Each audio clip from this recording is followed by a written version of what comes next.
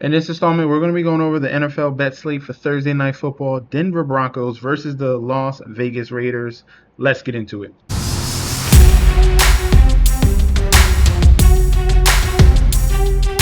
Welcome back to the channel. It's your boy Chef D, and I'm here to bring you the winning ingredients for our Thursday Night Football matchup here. AFC West in division battle. Denver Broncos, Las Vegas Raiders. But before we deep dive into that, don't forget to like, comment, and subscribe to the channel. Make sure you follow me on Instagram and Twitter at MessengerChefD. Don't forget about that TikTok at Chef_D91. And don't forget about that Patreon. Right now, we're at the homepage of the YouTube channel, currently at 10.3 thousand subscribers. This is the road to 20K, and we're well on our way because you guys are showing up each and every single day. Don't forget to like and comment. That helps the YouTube algorithm so you can grow to a much broader audience. All right. For our previous video here, we had we went 50-50 on that Monday Night Football game. We had the Cowboys and we had the under. All right, so the Cowboys did not come through, but the under did in that game.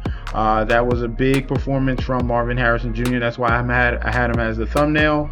I thought I would see a little bit better performance from Dak, but that defense from Dallas is like all-time bad. It's just as bad as the Bengals defense, probably even worse. All right, they made some trades that's still not going to help how bad that secondary is, especially with Trayvon Diggs out. And we learned our lesson on that one. We got the under, but the Cowboys did not come through. So, bouncing back in this one here, don't forget to like, comment, and subscribe. Make sure you click on that link provided down below if you want full access to the Patreon.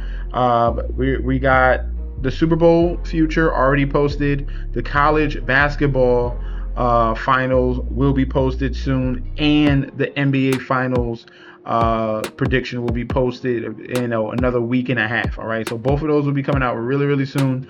I already got my team in mind for college. I already got my team in mind for NBA. Just trying to figure out the other side. But if you want access to that, you click on that link down below. You're going to get full access to daily bets, future bets, and access to that group chat that goes off 24/7. As you can see, the chat right here, guys are posting plays here, right there. We had the Brooklyn Nets tonight as well, so that cashed at plus 215. So that's a solid win there. If you want access to that, like I said, click down below. All right, in Mile High Stadium here, Denver Broncos 7-2, red hot Denver Broncos 7-2, going up against the Las Vegas Raiders 2-6. Looking at the current odds for this division matchup, we have Broncos at home minus 475 with the comeback of the Raiders at a plus 360, total at 43, spread at 9. Okay, looking at the public bet percentage here. Starting off with the money line, 94% of the bets, 88% of the money coming in on Denver for the total. 50% of the bets coming in on the over. So split with the public here. Sharps, 71% of the money coming in on the over. All right, Sharps are really on this over here. They like what they see with these two teams. And then in the spread, 59% of the bets for the Denver Broncos to cover.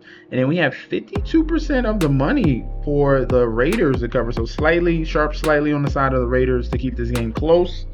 Let's look at the injury report. All right, so Broncos, we have still no Patrick Surtain. And that changes their defense slightly here. They go from more man-to-man to zone coverage. With Patrick Surtain out, the positive news is Riley Moss will play. So at least they got one of their top two corners back. Marvin Mims is going to be out, and then Nate Atkins, tight end, is going to be out as well. For the Raiders, they're kind of going through some things right now. They just traded away Jacoby Myers. So this team just lost a big weapon, and they got a lot of question marks at the wide receiver spot. Alongside Tyler Lockett. So they got one veteran and a bunch of young guys, Dante Thornton, Jack Besh. So a bunch of rookies there with Tyler Lockett. And then they got their elite tight end and Brock Bowers and Michael Mayer, who they're going to have to throw to a lot in this game. Lonnie Johnson questionable, Aiden O'Connell backup quarterback out. And then you got 2 Q tags on Adam Buller and Polam Wow. All right. Now, this matchup here, very interesting to see, because if you go back for the Broncos, they have struggled against the Raiders. Look at the last 5 games here in Denver against the Raiders. All right, that they're 1-4 against the Raiders. Won the last win last year, 34-18. So that went over. That covered the number right there in that particular game. And the majority of these games tend to go over as well. He had 63 points, 58 points, 38 and 33, and then we had another over here, 34-18. So 3 and 2 on the overs in the last 5 games, with this current total at 43. So I am liking the over in this one, mainly because how bad this Raiders defense is against the pass. This Raiders defense against the run is really pretty elite.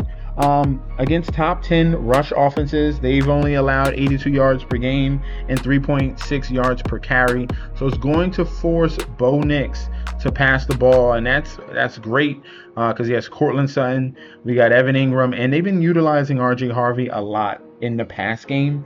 And this team here in the Las Vegas Raiders, as you can see, 21st passing yards allowed per game. They run a lot of zone. And that's only going to benefit Bo Nix. He's been solid in zone, throwing it to, like I said before, Cortland Sutton, RJ Harvey, and Evan Ingram. So this zone defense against this high-powered Broncos offense is definitely going to bode well for them.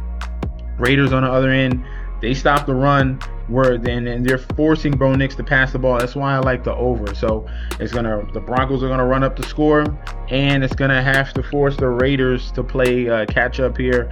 And then you lose your number 1 wide receiver in Jacoby Myers, and it's gonna be a lot of Brock Bowers, a lot of Michael Mayer, and a lot of Ashton Genty, all right, because of the defense of the Denver Broncos. The Denver Broncos are going to run a bunch of zone because of Patrick Surtain is being out. They're going to run that shell coverage and not being allowed to beat deep down the field, all right. So Dante Thornton, he has that capability to go down the field, but this is a rookie wide receiver.